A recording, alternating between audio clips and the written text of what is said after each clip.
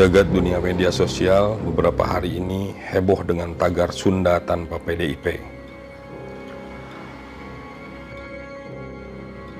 Hal ini merupakan reaksi dari pernyataan Arteria Dahlan, anggota Komisi 3 DPR RI dari fraksi PDIP, menyatakan untuk memecat Kejati Jawa Barat karena dia menggunakan bahasa Sunda dalam komunikasinya di forum resmi.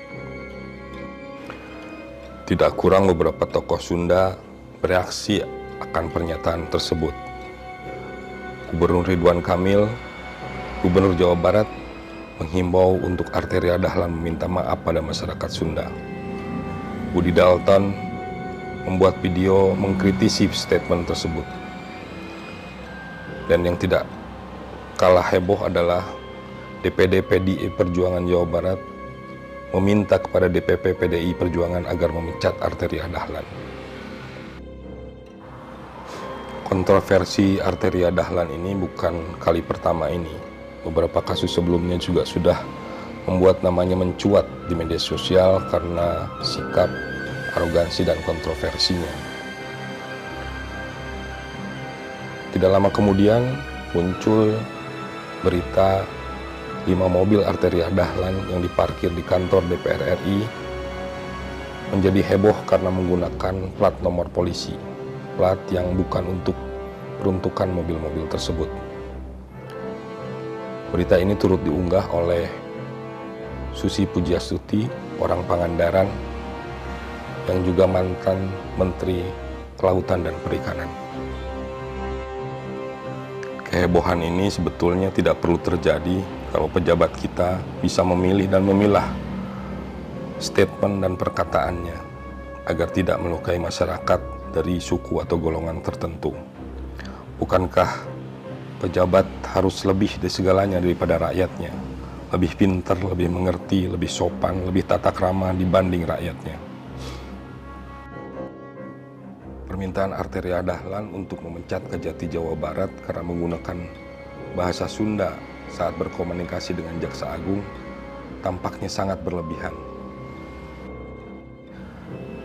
Arteria Dahlan sempat mencoba mengkonfirmasi menjelaskan duduk perkaranya di depan salah satu TV swasta. Tapi itu tidak membuat gejolak di media sosial menjadi reda, karena memang hal ini sangat berlebihan. Suku Sunda dengan bahasa Sundanya tentunya merupakan salah satu kekayaan Indonesia, kekayaan Nusantara, yang itu harus diakui dan dihargai seluruh komponen masyarakat Indonesia. Isu SARA menjadi mengemuka ketika pernyataan ini sudah menjadi heboh di media sosial. Seorang anggota DPR RI seharusnya mengkritisi hal-hal yang substansif pada kinerja kejaksaan, bukan menekankan pada bahasa yang digunakan, apalagi itu menjadi alasan atau menjadi landasan untuk pemecatan. Lebih ironis lagi, kemudian muncul berita bahwa 5 mobilnya menggunakan plat yang bukan peruntukannya. Bukankah seorang pejabat, apalagi yang memiliki kewenangan untuk membuat undang-undang, seharusnya lebih tahu dari masyarakat awam, seharusnya lebih mematuhi aturan-aturan yang berlaku?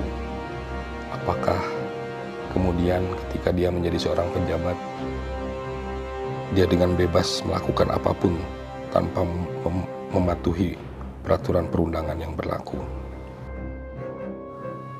Kemarahan orang-orang Sunda ini juga menjadi semakin meningkat ketika Arteria Dahlan menantang untuk siapapun bisa melaporkannya ke MKD. Dia menolak untuk meminta maaf ketika dihimbau oleh Kang Emil, Gubernur Jawa Barat. Setelah pernyataan tersebut, besoknya Arteria Dahlan dipanggil oleh DPP PDI Perjuangan dan tidak lama kemudian dia minta maaf. Masyarakat memberikan feedback bahwa pernyataan maaf itu tidak tulus Seharusnya pernyataan maaf itu keluar dari hatinya ketika reaksi masyarakat menjadi marah seperti ini. Tapi Arteria Dahlan baru meminta maaf ketika sudah dipanggil DPP PDIP Perjuangan. Sangat ironis ketika seorang wakil rakyat menyinggung hati rakyat yang diwakilinya. Apakah masih pantas menduduki posisi mewakili rakyat yang sudah disinggungnya? Tentunya ini sangat merugikan Partai PDI Perjuangan karena pemilih di Jawa Barat cukup signifikan jumlahnya. Dan ini menjadi beban yang berat untuk pengurus DPD PDI Perjuangan Jawa Barat untuk meraih kembali simpati dari masyarakat Jawa Barat. Tagar Sunda tanpa PDIP adalah pukulan yang sangat berat untuk PDIP. PDIP harus mengambil langkah untuk dapat meredam kemarahan orang Sunda. Seorang pejabat seharusnya memang harus lebih berhati-hati dan bijak dibanding orang-orang biasa.